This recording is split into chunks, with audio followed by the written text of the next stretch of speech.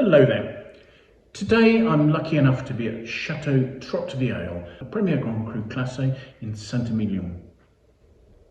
The wine I'm looking at is an en-primeur sample of the 2024 vintage of Trotte Vieille.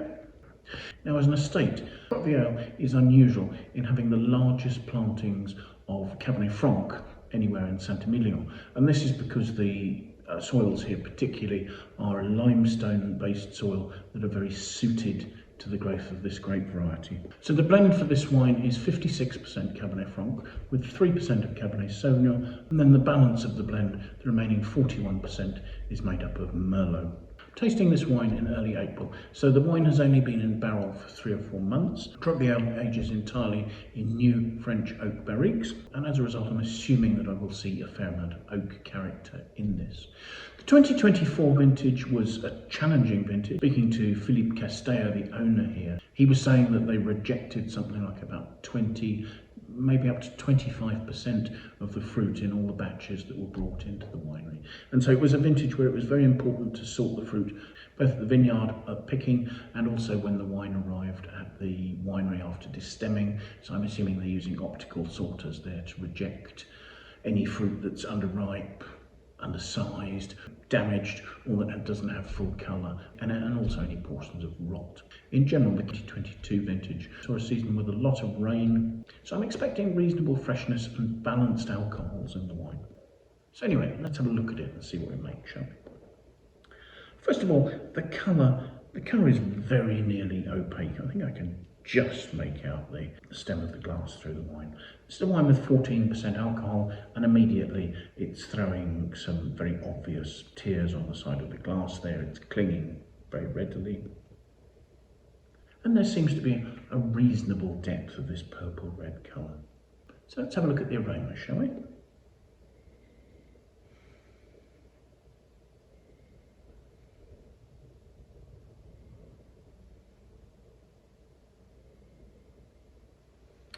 The aromas are savoury, there's plenty of complexity. There's a black fruit, a sort of black plum fruit, black cherries. There are licoricey notes, there's hints of chocolate, there's red cherry, there are coffee notes and hints of spice. So there's plenty going on there, but actually the fruit seems a little bit restrained, allowing the sort of the spicy oak notes to come out there. So let's have a taste.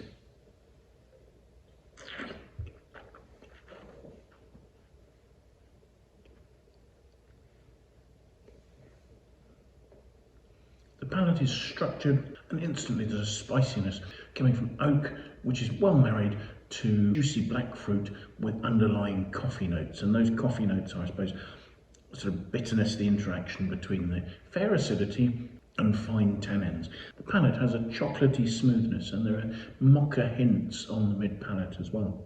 As I say, there's a mouth-watering combination between those fine tannins and the black fruit, and there are some fine cedary oak spices just starting to develop on the back palate. The palate has a nice length, it's fresh, and the tannins manage to be fine and smooth without being astringent.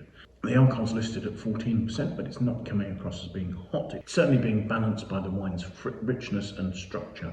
The wine's harmonious, and the finish seems to show an approachability that perhaps the attack as yet is lacking. Obviously this is a young wine and it will need 3 or 4 years to develop, but I do think, given its smoothness and its roundness, this is a wine that could well be approachable and very drinkable in the midterm, say 5 to 10 years, not necessarily requiring long aging to smooth out, because those tannins have that lovely chocolatey smoothness.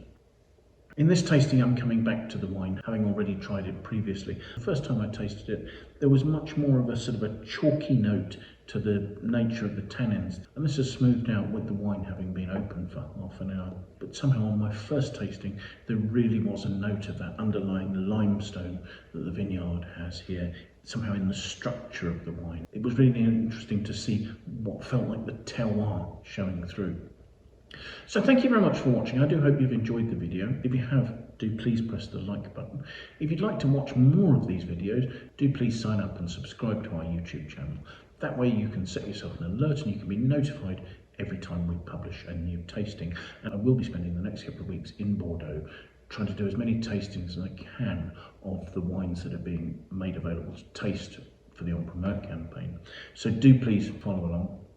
If you have friends you think might like to watch, do please pass the video on to them. We'd really appreciate that endorsement. If you have any comments, pop those in the box below. I'd love to hear what you think about the tastings we're doing, about this wine, and about other wines we're talking about. I'll of course leave a link in the box below so that you can follow that to the Wine Searcher webpage for this vintage of this wine.